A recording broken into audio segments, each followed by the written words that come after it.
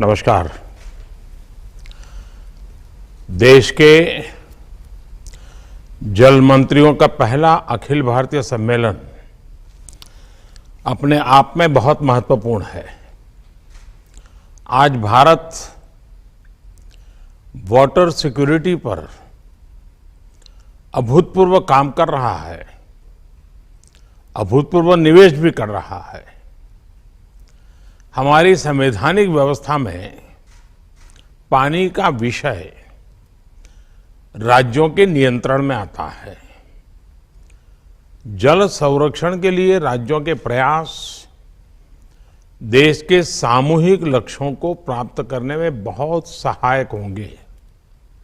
ऐसे में water vision eight 2047 अगले 25 वर्षों की अमृत यात्रा का एक महत्वपूर्ण आयाम है।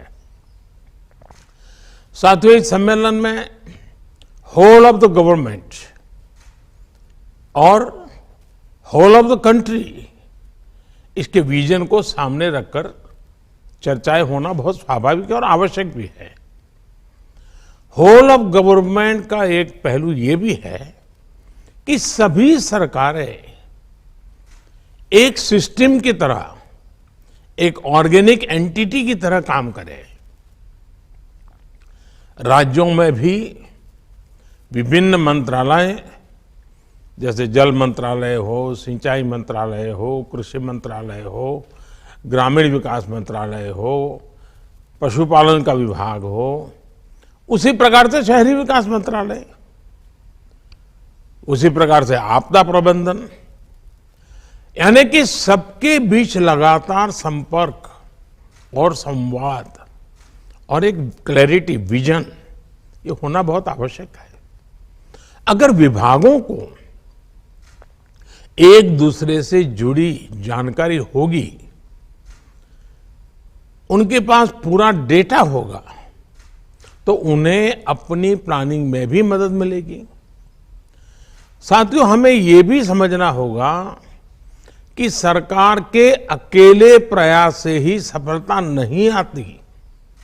जो सरकार में है उन्हें इस सोच से बाहर निकलना होगा कि उनके अकेले के प्रयास से अपेक्षित परिणाम मिल जाएंगे।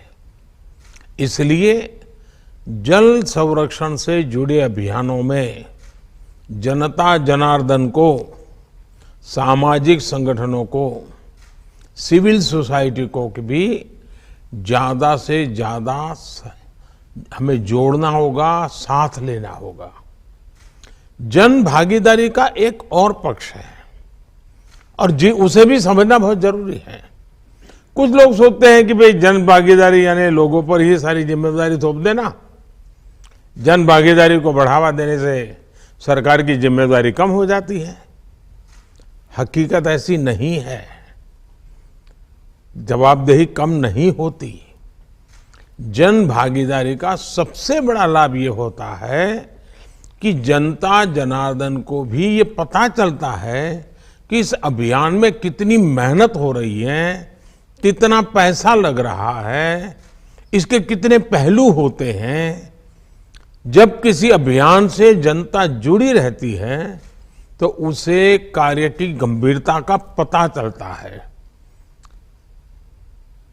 उसके सामर्थ्य का पता चलता है, उसके स्केल का पता चलता है, संसाधन कितने लगते हैं उसका पता चलता है।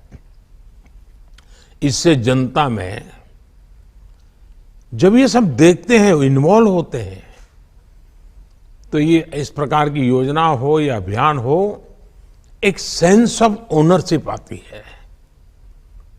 और जो सेंस ऑफ ओनरशिप जो है ना, वो सफलता की सबसे बड़ी कुंजी होती है। अब आप देखिए, स्वच्छ भारत अभियान कितना बड़ा उदाहरण है। स्वच्छ भारत अभियान में जब लोग जुड़े तो जनता में भी एक चेतना आई, जागृति आई। गंदगी दूर करने के लिए जो संसाधन जुटाने थे, जो विभिन्न वाटर ट्रीटमेंट प्लांट बनवाने थे, शौचालय बनवाने थे, ऐसे अनेक कार्य सरकार के द्वारा हुए। लेकिन इस अभियान की सफलता तब सुनिश्चित हुई जब जनता में, प्रत्येक नागरिक में सोच आई कि गंदगी नहीं करनी है, गंदगी नहीं होनी चाहिए, गंदगी के प्रति एक नफरत का भाव नागरिकों में आने लगा। अब जनभागीदारी की यही सोच हमें जल संरक्षण के लिए जनता के मन में जगानी है। इसके लिए जनता को हम जितना ज्यादा जागरूक करेंगे उतना ही प्रभाव पैदा होगा। जैसे हम जल जागरूकता महोत्सवों का आयोजन कर सकते हैं, स्थानीय स्तर पर होने वाले मेलों में पानी को लेकर जागरूकता संबंधी कई आयोजन जोड़ सकते हैं। विशेषकर नई पीढ़ी इस विषय के प्रति जागरूक हो, इसके लिए हमें पाठ्यक्रम से लेकर स्कूलों में एक्टिविटीज तक इनोवेटिव तरीके सोचने होंगे। आप जानते हैं कि देश हर जिले में 75 अमृत सरोवर बना रहा है। आपने भी अपने राज्य में इसमें काफी कुछ काम किया है। इतने कम समय में 25,000 अमृत सरोवर बन भी चुके हैं।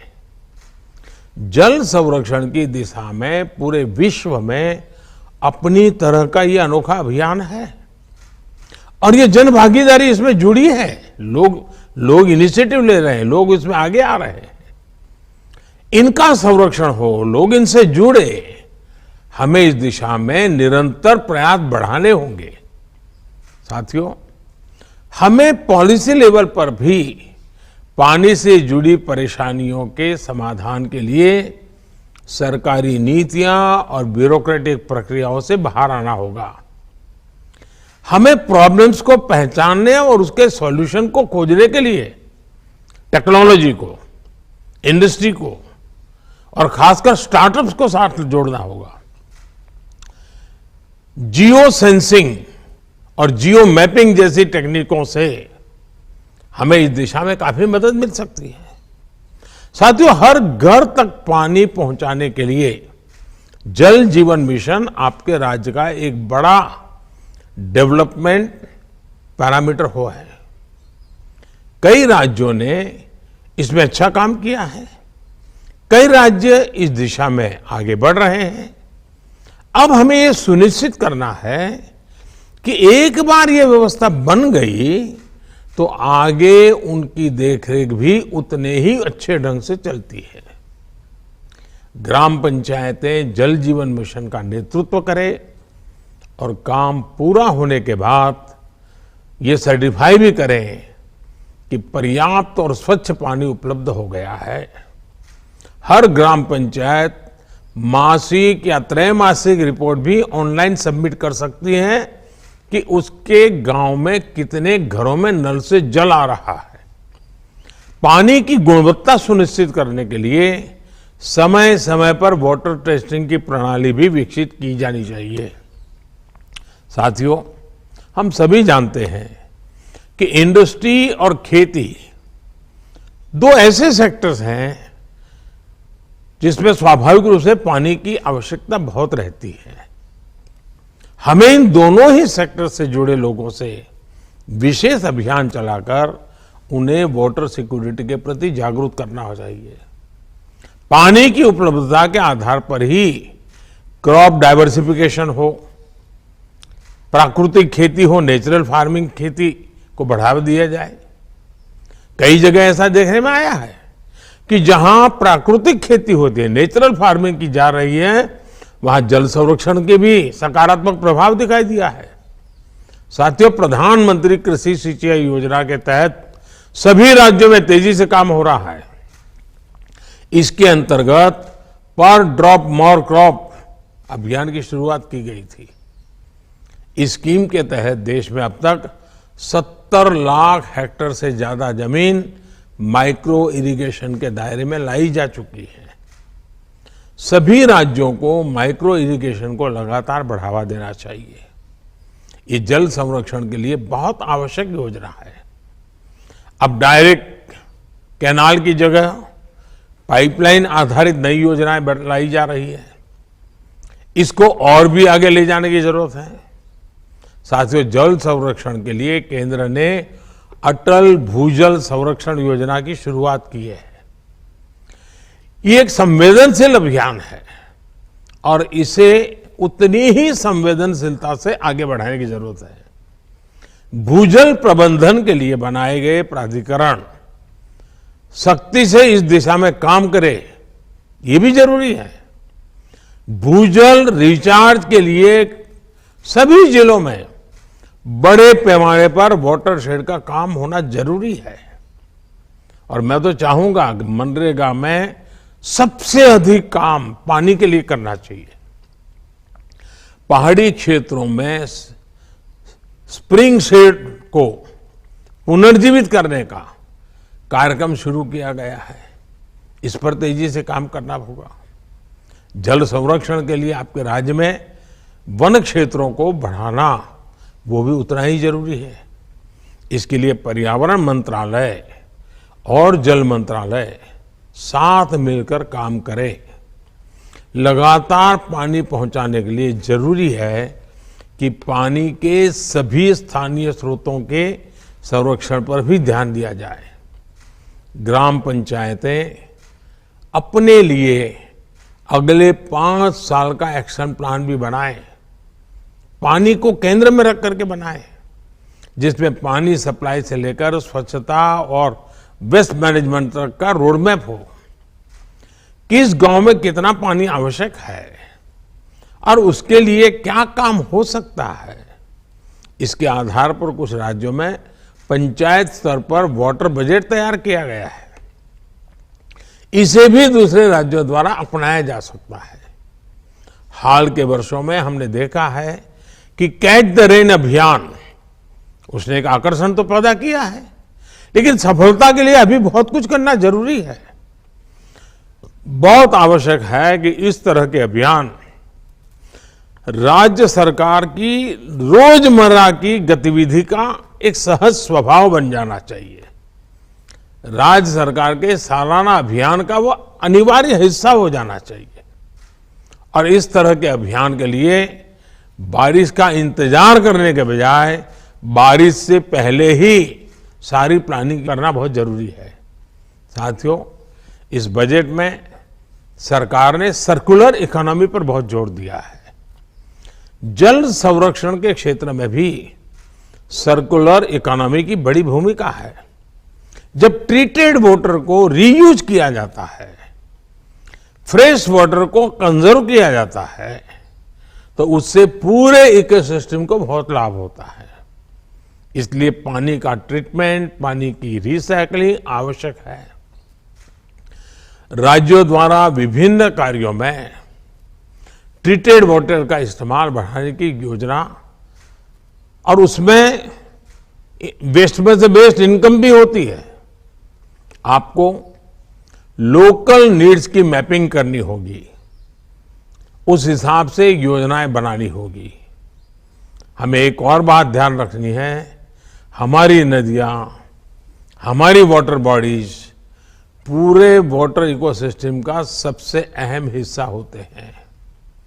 हमारी कोई भी नदी या वाटर बॉडी बाहरी कारकों से प्रदूषित न हो, इसके लिए हमें हर राज्य में वेस्ट मैनेजमेंट और सीवेज ट्रीटमेंट का नेटवर्क बनाना होगा। ट्रीटेड वाटर का दोबारा इस्तेमाल हो, इसके लिए भी हमें प्रभावी व्यवस्था पर ध्यान देना होगा।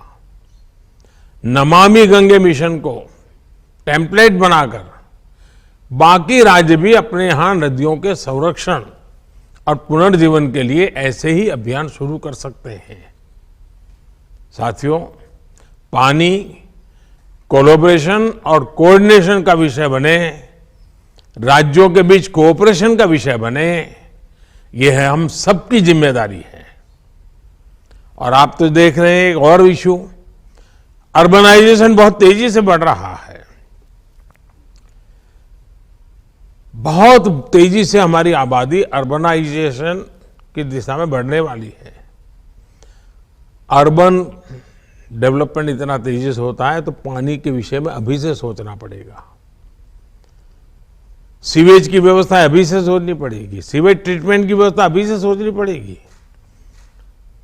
शहरों के बढ़ने की जो गति है उस गति से हमें और गति बढ़ानी पड़ेगी। मैं आशा करता हूं कि हम इस समिट में हर एक के अनुभव को साझा करेंगे, बहुत ही सार्थक चर्चा होगी, निश्चित कार्य योजना बनेगी और एक संकल्प बन करके आप इसको सिद्धि प्राप्त करने के लिए आगे बढ़ेंगे। हर राज्य अपने राज्य के नागरिकों की सुख सुविधा के लिए नागरिकों के कर्तव्य पर भी बल देते हुए और सरकार का पानी के प्रति प्राथमिकता वाला काम अगर हम करेंगे तो मुझे विश्वास के साथ कह सकता हूं कि इस वाटर कॉन्फ्रेंस के लिए हम एक बहुत आशाओं के साथ आगे बढ़ेंगे। मेरी आपको बहुत बहुत शुभकामनाएं हैं। धन्यवाद।